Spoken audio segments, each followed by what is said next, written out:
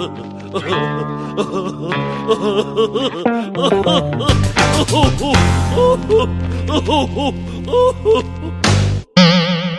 welcome everybody to a quite frigid carnival of randomness. We're in the hazy shade of winter days, and we have Greg along with us wearing a very... My wings are iced up, can't fly! And he's bringing that. We're very, very happy to... The return of, let's try another little bit of tenderness with Count Mike. I can't let it go. I can't let it go. Not going with Count Mike. No, not today. Because I have to introduce my father-in-law, Rick Iekel. And he's going to talk about a book he's written about the Greater Rochester International Airport. But there's a different name now. Yes. And we will talk about that. It is the Frederick Douglass Greater Rochester International Airport. Okay. That's just more words, that's all. That's right, more words. Longer line. The only one I will always call Blue Cross the War Memorial. Yeah. It'll always be War Memorial to me. Yeah, me too. And I call Unity Park Ridge because my dad volunteered there, and I'm just so used to it. Park Ridge, yeah. Well, I remember when they built it. But a little bit, Rick, how did you come about to be involved with it? And how did you get the urge to write about it? Well, after a long history of working there, I went straight out of college and worked for United Airlines. Let's see, I went to work for them in 1965 and worked for them for a few years, and then had the opportunity to become the assistant airport manager. And 16 years after that, became the manager. People can't see my gray hair, but my children do not take any responsibility for my gray hair. It's all the fact that I was the manager when they built the building that we have now. Now, the one question I wanted to ask, we jump around a little. Okay, after 9/11, how did things change at the airport in terms of before and after? Yeah. Well, I honestly, I can't tell you, not because I can't tell you, but I wasn't there. I left there in 1993, but the 9/11 probably did not affect Rochester significantly. The security at Rochester, frankly, is above board, and they didn't have to do a lot to improve security. It has changed, no question about it. I mean, there's always a sheriff out there. Oh, there's at least one. Yeah, there's always a sheriff. The screening process has always been a very professional screening process, and I've always been delighted to accommodate them. When did you get inspired to decide that I want to write and I want to write about this? Did you just get the creative urge like we all get? I think that happens with a lot of us where there's just something inside that says, I want to create something. And like those of us who can't create, we do podcasts. So, and we have drummers for sidekicks. Yeah. Well, you know. Well, I need a job too. I think that He was here for 3 months waiting while we were off. everybody needs a drummer. Yeah. It unfortunately it's probably a gene that came from my mother and my grandmother. My mother was a poet with some success, and I saw her struggle over poetry for the young years of my life, and kind of caught the gene. I was pretty lousy in English, and avoided everything along the lines of literature for as long as I could. But the gene was there, and it came back. I think Obviously you failed. You wrote a book. I think I'm the same way. I was actually having one of those talks with a friend going, you remember, I hated diagramming sentences or doing poetry. I just couldn't do it. I used to enjoy that, actually. It was I kind like- of cool because it was kind of like art to me, you know. I like diagramming. It's one of the few things I got. In poetry, I'm really bad at because I'm so long-winded. I think you have to just pick the perfect words for poetry. I have the perfect solution for learning a poem. I was in boarding school during my high school, and our English teacher would give us a poem to learn, and I would write it down, and I would read it and read it and read it, and when just before lights out, I would continue to read it until lights out, and then put it down, and in the morning I would wake up, and I knew it. I just knew it. It rolls around in your head while you're sleeping. Yeah. Well, I used the Babylon 5 method where I tried to sing them all to the Yellow Rose of Texas. Because I could not stop for death. Death would stop for me. They said I would do it. And I think I turned them into songs. There's a lot of songs of poetry, and I could probably remember 100 songs. I've had some bands that they would look at me in the audience when I'm there and go, "What's the lyrics to the next thing?" Oh. Did that work for Beowulf? Or I don't think so. Take Jack Webb, for instance. Yes. I'm never going to get it out of my head. But you think of something like the Iliad, Homer was a blind poet, and the way, like, if you read it's like Monty Python, the bold, manly Achilles, because supposedly when he was doing it, he was talking the whole poem. Can you imagine memorizing all that? Well, there was no television. Can you imagine him saying the same words every time? Probably not. That's why it depends on the interpretation and everything. But I always was bad at English too. But they stuck me in my own reading class when I was like in third grade. That made me really popular in grade school because I had like the reading capacity of like somebody who graduated high school because I would go to the library. But I stunk at English because I just didn't like to be assigned things. I want to read when I want to read. Free, man. We used to have to read books over the summer. They gave us like classic novels to read over the summer, and then they give you a test one in September. I used to watch the movies. There was an infamous scandal where some friends and I watched The Red Badge of Courage, and we all got A's, and everybody who read the book flunked. That's great. We just proved the system was wrong. Yes. My third year of high school, we were supposed to do a book report once a month, and I was reading Vanity Fair for 3 months. So I got 0, 0, and then a lousy mark. Well, you got something. But you were up on your pop culture, though. There you go. Yeah. And you were up on your book because now you've got 2 behind you right now, right? I do. Yes. I've got. I actually have 3 books. The first one is a compilation of my mother's poetry that I've summarized and commented on. That's cool. The person that was helping me through that, when we got finished with that, suggested that I would probably want to write about my mother. And I said no. And she said yes. And I said no. And she said, write the first chapter and then we'll discuss it. And once I wrote the first chapter, I was on the way. So when I got done with that, I promised everybody that I would stop the Freudian kick and I would write something other than about my mother. It's been done with Oedipus. So my third book is called House with a Heart. It's about the house that I grew up in, which when I was there was 100 years old.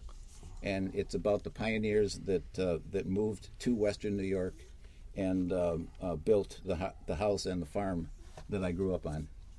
And it's been pretty... People have loved it. The people that have read it have loved it. I think we have so much history to us. I do know, like, where I used to live, where my parents lived, it used to be a farm because we had a neighbor, Mrs. Hotto, and she lived to be 100, which was great. But she grew up there, and she would say, when I was a little girl, this over here was farmland. We would dig up farm equipment in the garden still, which was awesome. And then I think something had to do with cars because every street around us that was newer there, it was Cadillac Avenue, Kerr Avenue, all these. And my dad would tell me he used to go pheasant hunting down where the mall is. Wow. You know, no, actually, down by Longridge. Oh, Longridge, yeah. Okay. Yeah. Well. And that was like he used to tell me he used to go pheasant hunting. So there's so much like rich history to be mined there, and I think people just. Sometimes we don't appreciate it, but there's so many stories to tell. Oh, yeah. Oh, yes. Well, you know, it's funny, like Irondequoit, that area, like back in the 60s, right? If you remember, like, where the Seneca Towers is now, Yeah. there was a drive-in there. But behind the drive-in was, like, this swamp. It was, like, just like this pond with the reeds and the whole... I mean, me and another kid, we went there one time, and we tried to do like a Tom Sawyer thing, and of course I fell off the damn thing, and I fell in the water, and I was all smelly, you know. Well, Mike, you had that when you were growing up, weren't you? Well, there was nothing behind, it. in North Greece. There was nothing from North Greece Road to Long Pond, and that was pretty amazing. We had a lot of woods, a lot of fun. I think a lot of that got in a lot of trouble. Yeah, I spent most of my not my childhood, but my teenage years. You know, most teenagers go behind a door and lock it. I went up in the woods. Yep. I had a .22 rifle. I took the rifle. I went up in the woods. I don't think I shot it more than about 10 times.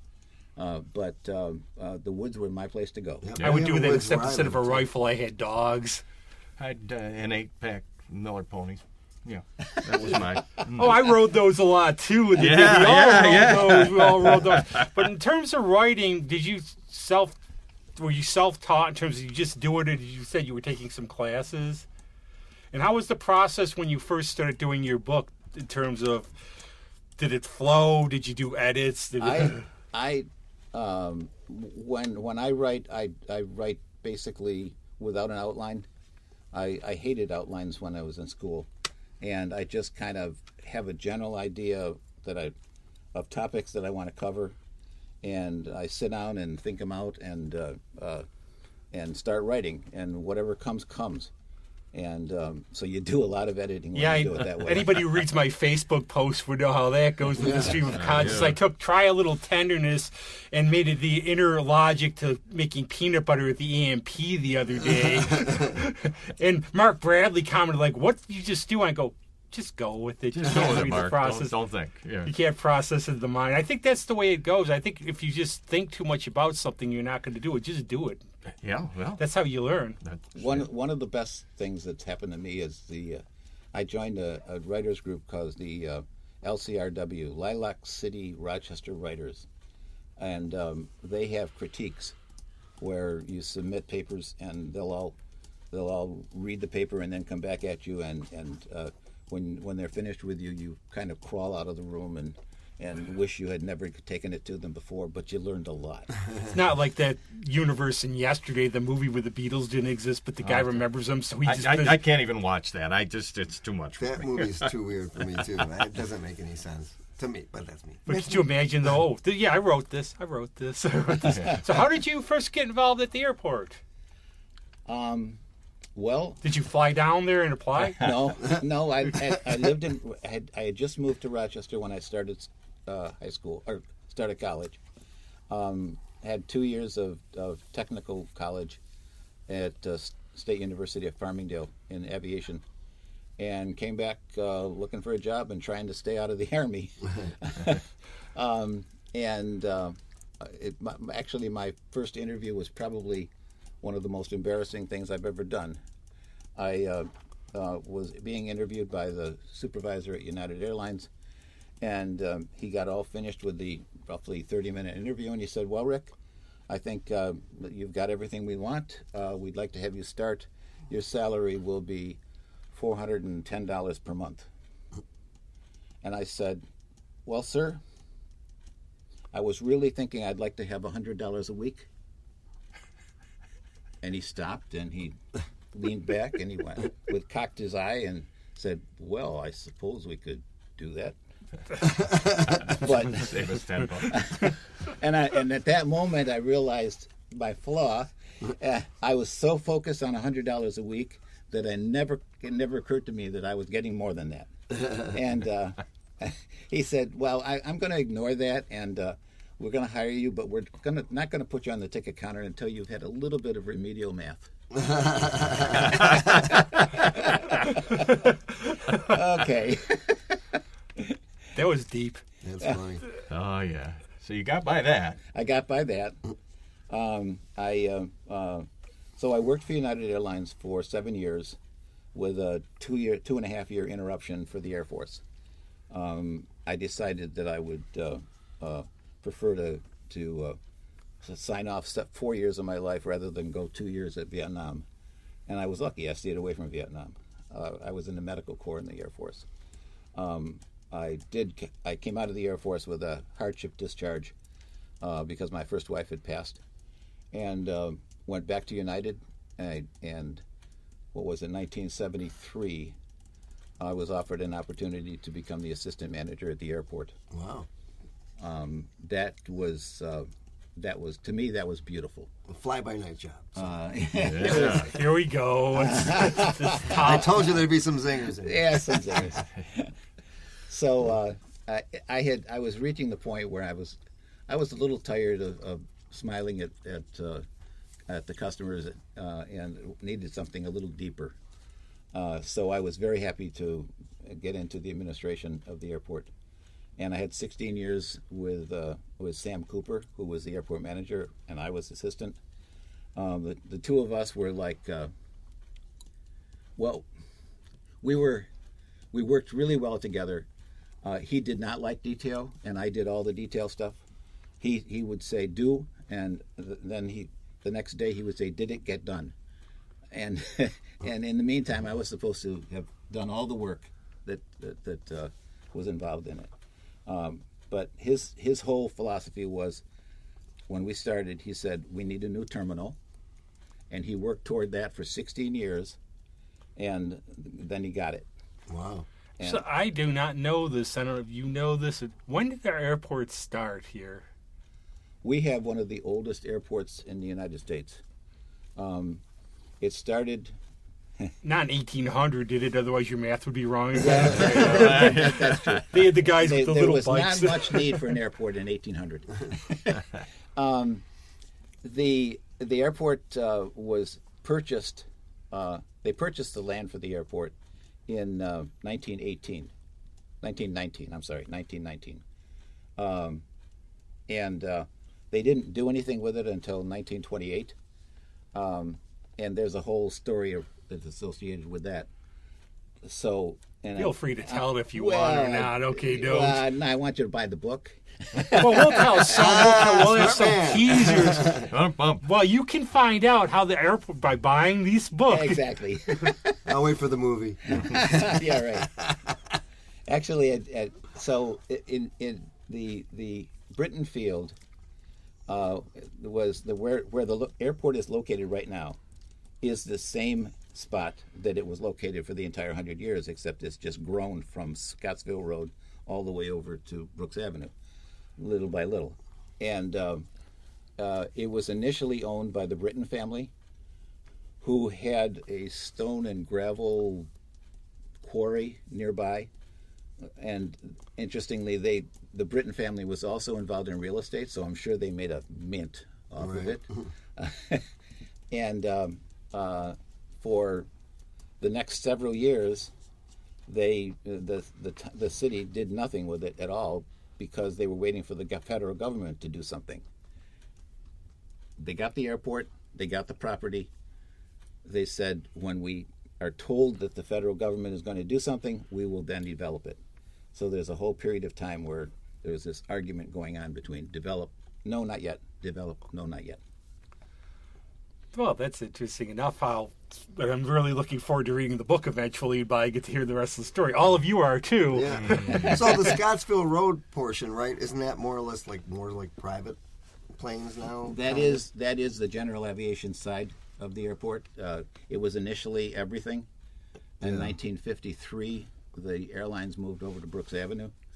But yes, it's the fixed base operators, the flying schools, the clubs. Yeah, that's cool.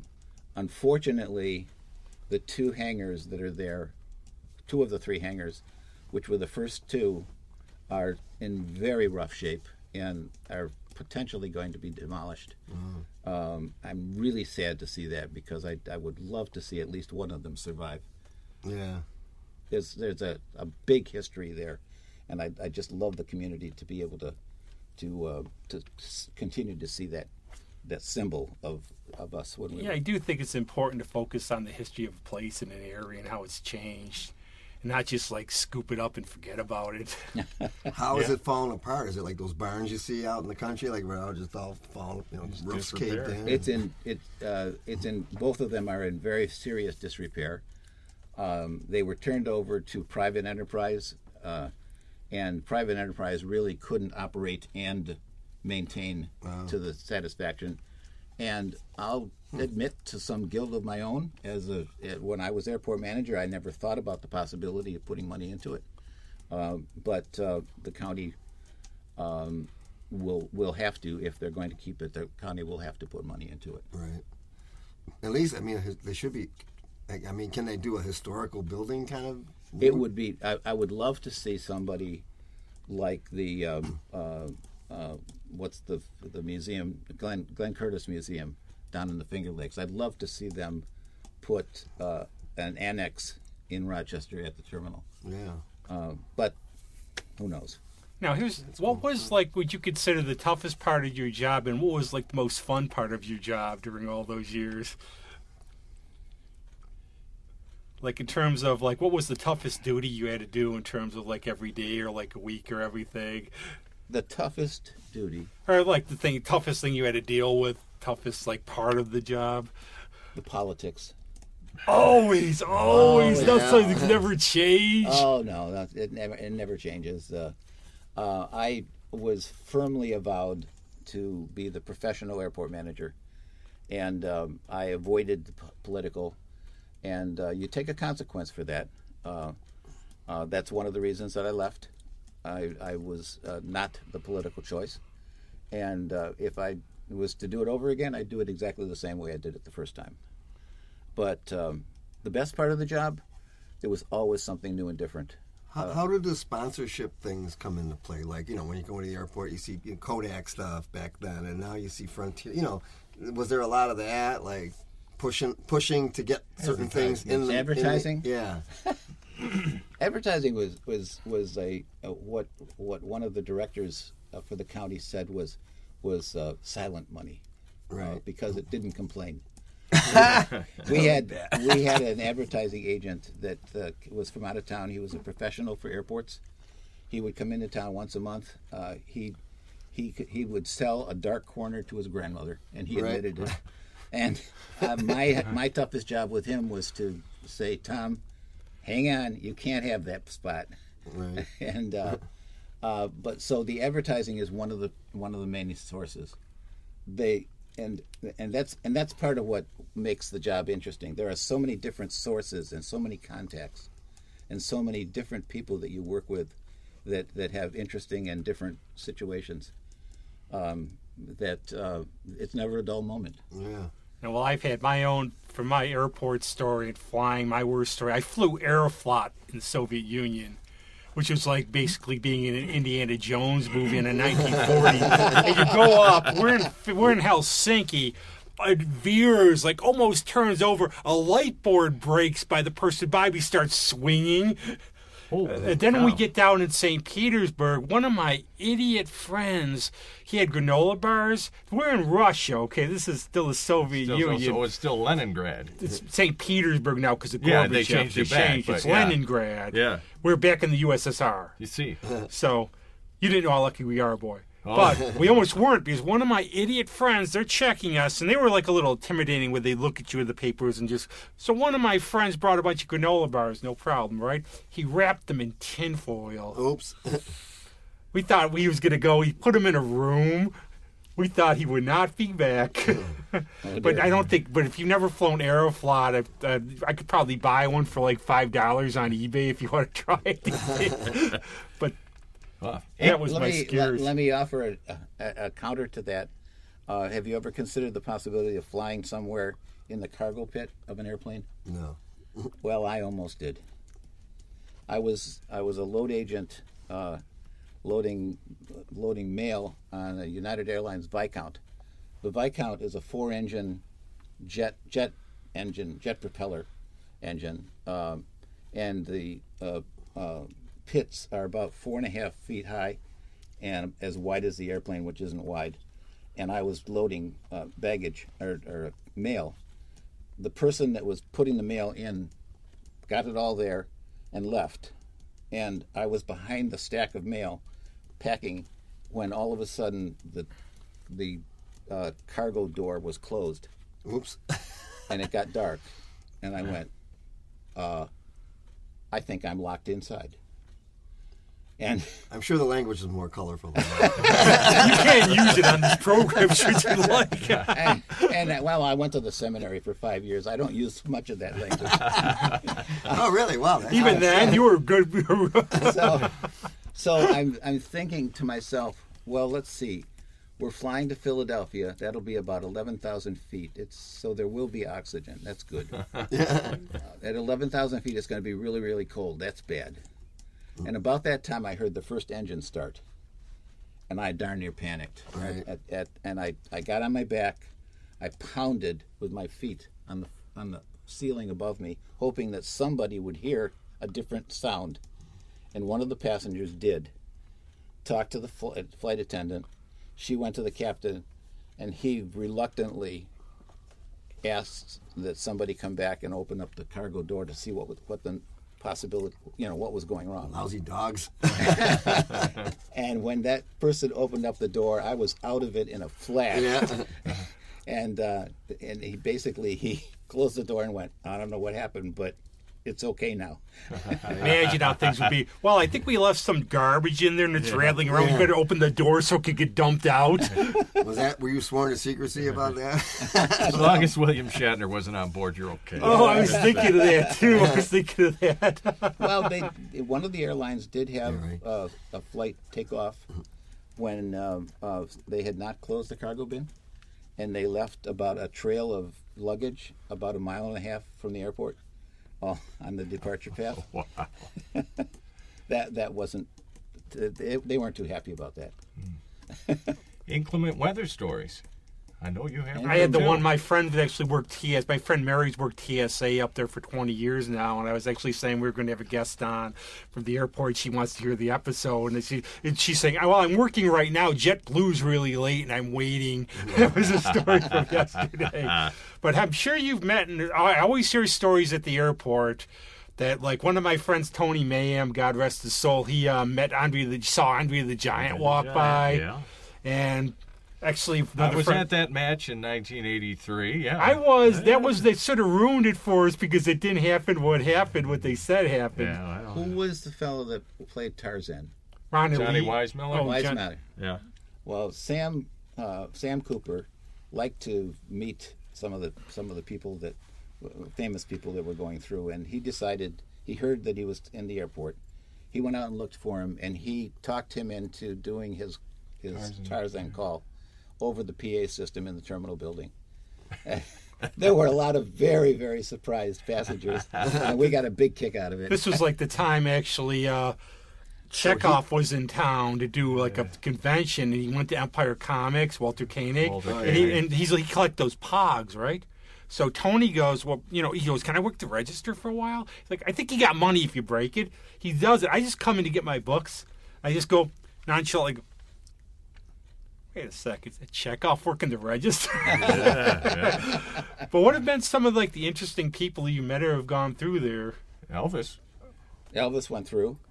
Costello Toward the end of his career. It was one of his. I think it was his last trip to Rochester. Oh, somebody had to direct him to Tahoe's.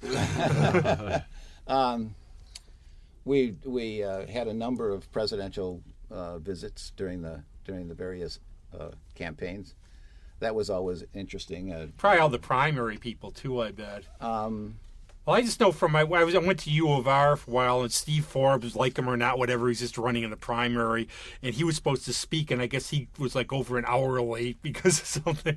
Most of the time we didn't know whether they were coming or not, unless it was the president or vice president.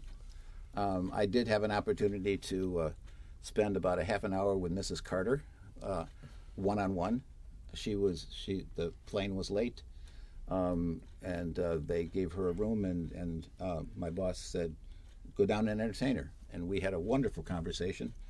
And when all was said and done, she sent me her picture autographed, and I thought that was pretty cool. It's cool, too, when, like, these days, especially, like, when you realize they're people. Yes. Yeah. And it's not like these characters. Yes. Okay, there's a story that isn't going to happen. No. Let's see. Liberace? Liberace, yes. Liberace was there. My daughter was a clown, and she liked to do clowning, and she and her friend came, and there were 3 people that went through the airport that day. One was Liza Minnelli. One was one of the rock bands, and the third one was Liberace. She saw from a distance Liza Minnelli, but didn't know who she was. Missed the rock band entirely, and was invited to come in and observe Liberace while he was in our conference room. And as I took her home, she said, "Really? Of all the people that I had to see and could have seen, I had to go and see him. My dad, funny story about that. My mom wanted to see him play, and my dad was, I don't want to go see him. He's like a Stooges, Spike Jones man. He always called Mike Show Hillbillies music. Always thought Steve Litvak was some kind of weird degenerate his show. One of those guys. But he always so he went because of my mom. You did it. Yeah, sure. He loved it. Yeah. He just had so much fun. But I have to ask, did you have the greatest man ever at your airport, Lawrence Welk? There you go. No, I don't think so. We're not worthy. We just weren't worthy. Sorry, Jeff. So we were not worthy. Here's a side note. Do you remember the band that played with Liza Minnelli from here? The Brass Button? Do I know that stuff? No. Yeah, I was in the brass, seminary. they were Brass Buttons. Yeah. They were her backing band right? when they were. I didn't know that. And Audrey, did you ever see Audrey Hepburn? band. Because I guess Audrey Hepburn had a friend who lived in Rochester, and she would come to Rochester and visit him sometime. Well, like I was telling you, Sam was the get up on his feet and go out and see him. I was the detail guy, so I was pretty much behind my desk. Right? I didn't see a lot of these people. No, but you said you were talking before. We always have the best conversations before we do these things. We had there's some jazz musician. We'll just say some jazz musician because we do not know who played there. There was, when I worked for United, there was a particular model of the DC-6 that had, in the back of the airplane, had a bench for that was a rounded bench around the end. He and his crew, this jazz entertainer and his crew, got out their instruments and played on the flight to Rochester. The passengers got off and were just thrilled because they had been entertained for the entire. Like, we go fly somewhere else. Forget about Rochester. Let's just keep flying. Let's Want to go down to circling. Finland? Let's just keep circling the globe. Was it Cab Calloway? Wasn't maybe? Cab, was it? What I don't think it- what period was this? I don't think it was Cab Calloway. It'd be in the 70s, right? Oh, 70s? No, this would have been the late 60s. Okay. Right. It was somebody, though, left the time. We could do a movie about it sometime. Yeah, could be. It's like that would be something cool. But the irony of doing this show, too, this week is I'm still terrified of flying. It's like one of those I know I'm a rational person. I know you could probably say there'd probably been nothing ever like during your time, any problems. I know commercial flights, it's really safe, but it's just that thing about being stuck in something or I have no control. Claustrophobia. Yeah, and it dips a little, it's just wind pressure, and you go, okay. Or when they say, the worst part's when they have to explain before they start, okay, now if we go down, you have Yes, right. First guy in a flight last time I went out, he was in front of me, never went before. Somebody explained it, he barfed because he was so scared. Yeah. And then I'm acting all macho, like, oh, it's nothing. And don't call me Shirley. Yeah. Yes, right. Inclement weather stories. Yeah. Not here. This My is Rochester, dude. It's not going to get in here. Well, we just got finished with a 30-incher Yeah. between the two storms. My first storm after I was the airport manager, if anything could go wrong, it went wrong. We had an airplane that went off the runway. We had a piece of equipment that went off the runway. We were closed more than we were open. And the end of the second day, it was starting to clean up. I went home and got supper, came back and wanted to just see how things were going. And as I came through the gate on the west side, the equipment operators had removed all the snow out away from the building, and there was a long furrow of snow all the way the entire length of the concourse. And I'm driving up next to it, and I realized I wanted to get on the other side, but I didn't feel like going all the way back. So in my Ford, I looked at it and saw what I thought was a slightly less stack of snow, and turned around and backed up and just put it in gear and rammed it. The next thing I knew, I was airborne. Well, you were at an airport. It's okay. Absolutely. And when I landed, the car slowly settled down until the snow was up to the bottom of my window. Wow. It's nice to know somebody working in an airport. I take it you could land a plane. You could land a car as well as a plane. It's awesome. I love it. At that point, I knew that I was in serious trouble with pretty much everybody on the airport, all of the personnel. I picked up the phone and I went, Charlie 5, who's the operating supervisor. This is Charlie 1. Yeah, go ahead, Charlie 1. Charlie 5, would you swing over to the west ramp? Have a little problem over here. I see this yellow truck come around the end. It stops, and there's this moment of silence, and all of a sudden I hear, Charlie 70, this is Charlie 5. Would you break away from what you're doing, get a rope, and come over to the west? The boss seems to have a problem. The funniest thing I've ever seen like that is when I was in Helsinki to fly home. It's Helsinki. It's weather in Finland in January. Yeah. They had these massive flamethrowers to thaw off the runway there. Wow. And remember, they're dealing with worse stuff than we are there. Yeah. But I've never seen these things before, and I'm thinking, imagine how much fun I could have with these. Yeah. But let's talk a little bit about the specifics of your book and everything, and like the structure and Well, okay, the book title. Everything. Title is good. The book that I'm writing and have been researching for the last 2 years is called The Rock: Journey Through the 20th Century. The story of Rochester's 100-year-old airport. I figure I worked through a quarter of that century at the airport, so I knew something about it. And what I've tried to do is to tell, not in a textual text type way. Historians don't necessarily think that it's going to be a good book, but I've told the story. Anecdotal sort of thing. Anecdotal story, the story of how the airport came to be and how it grew and how it benefited the community while it was doing it. And there's a lot of stories in it because all of my friends said, I want to see stories. I want to know about the Cafe Aviation. I want to remember the times that I was able to go down the concourses and see the airplane off. And so I try to pull in all of that. Along with it is the history of what happened. And it's a long, good history. This has been a good airport that has served the community well, owned first by the city, and then, as of 1948, owned by the county. And what I'm trying to do is to demonstrate that the airport has been a really significant economic benefit. Is that going to be the cover? If we can, we'll take a picture of it and we'll put it up on the show when we do it. Yeah, I love the cover too. It looks like a good, nice retro cover. I'm hoping that this is going to attract some people. That's what it looks like to me, though. It's like 20th century retro would be good. It would make sense. Yeah, that is cool. Back in that 20th. I think it's neat too. I mean, because when you take a trip and you go to like a big city, or you realize how our airport is just so nice, and it's kind of like it's quick. You get in there, you get your ticket, you got places to hang out. You go to these big airports, man, you got to take shuttles. Oh, if you want me to, I won't start enough about it. I felt like I got hassled at Heathrow. I got hassled in Newark horribly. They stuck me in a back room because I forgot. A friend of mine bought me in Wales when I was over there, bought me beer, and I forgot about it, and they x-rayed it. And they're like, what is this? Because I said, you had anything to declare, and then I forgot it was in they took me in a back room and interrogated me. Wow. And then I got home. I got to my airport. Welcome home. Yeah. Go ahead. Enjoy Like when you're in Heathrow, you do that long escalator thing where like you're going down, like you're like, where's Tom Hanks here? Does he live at this airport?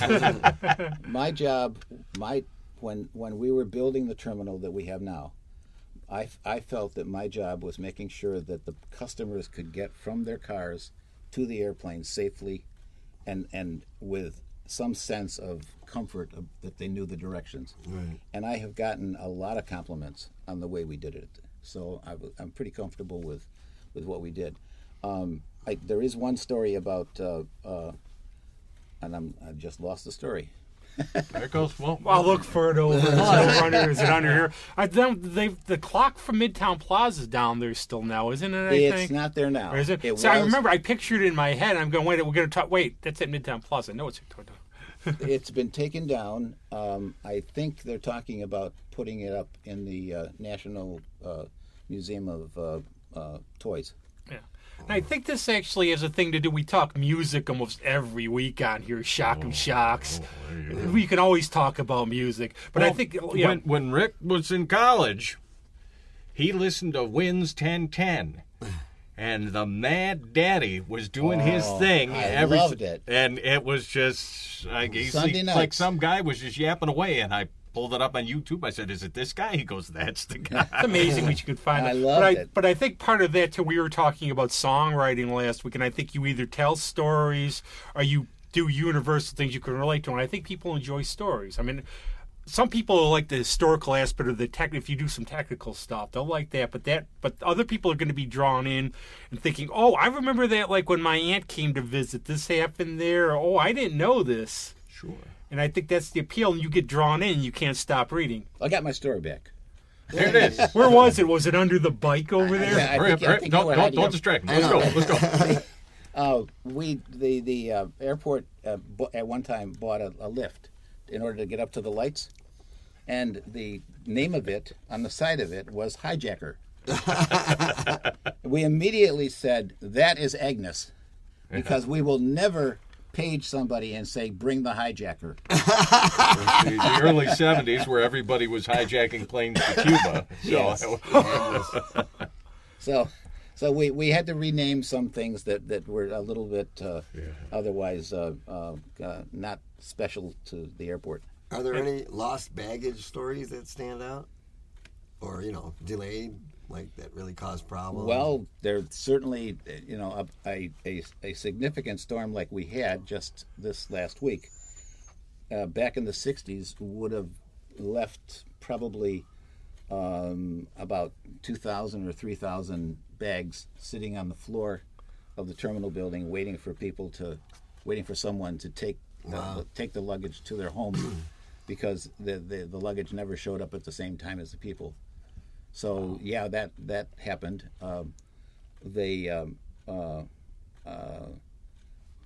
We had somebody who lost their luggage, and they happened to be transporting drugs, and so we got somebody. We had an issue with this is a police versus sheriff story. The sheriffs worked the inside. It was in the city, so the police worked the outside, city police. There was a body found in the trunk of a car in the parking lot. And there was this big argument over the city police are saying, you take care of it. And the sheriff's going, no, it's you take care of it. I'm not sure who ended up with it. But well, when is this going to be out? What's all the information? It's been very great having you on, too. This has been lots of fun. I'm glad. My thing was, I'm glad. I mean, I flew in from home. My arms are tired. I couldn't. But I'm where can we get this? When's it going to be out? I'm hoping. I'm self-publishing. I'm hoping publish the book, not yourself. I'm hoping that I will have it out by the end of March. I'm hoping that I'm working with the county, hopefully, to have a book launching party at the airport, if they'll give me permission, and the word will get out.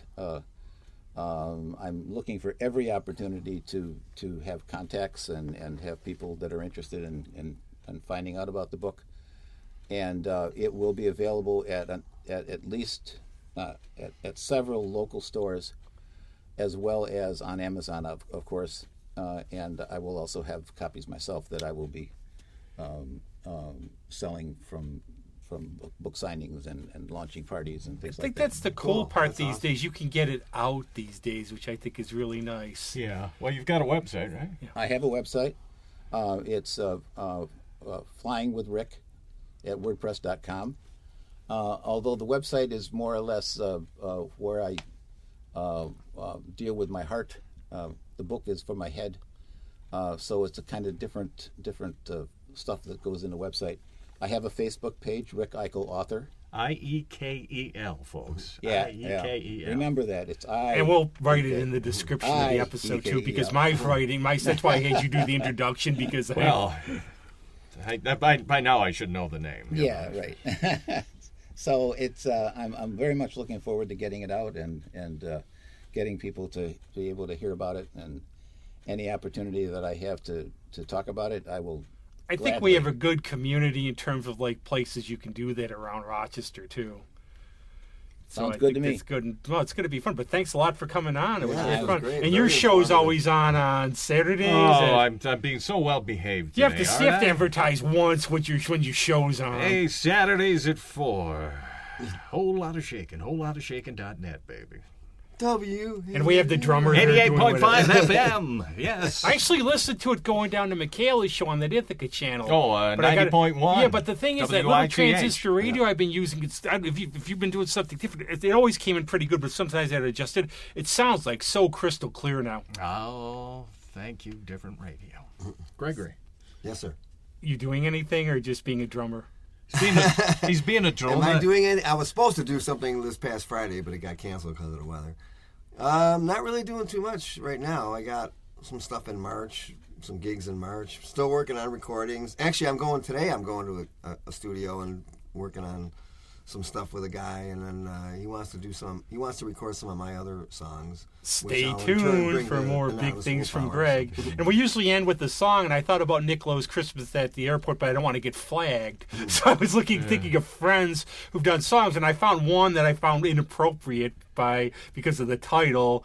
Fire in the Cockpit. I thought we would do that one. But I found one by our good friend Kim Draheim IRO, yeah. from Infrared Radiation Orchestra. I still have no idea what this preparing the Feast of Skeldon is with them like dissecting stuff. Well, but there's a maybe song, it's better that you don't. I didn't That's ask right. him when he was on even, Yeah. but this is a song I figured it's not about the flu either, thankfully. We don't need that. It's called Airborne. Okay. And I tried listening to it last night, and goodness gracious me if I could figure out what he was You had saying. the Birds, the Learjet song. You should have come to me. You Yeah. should have come to me.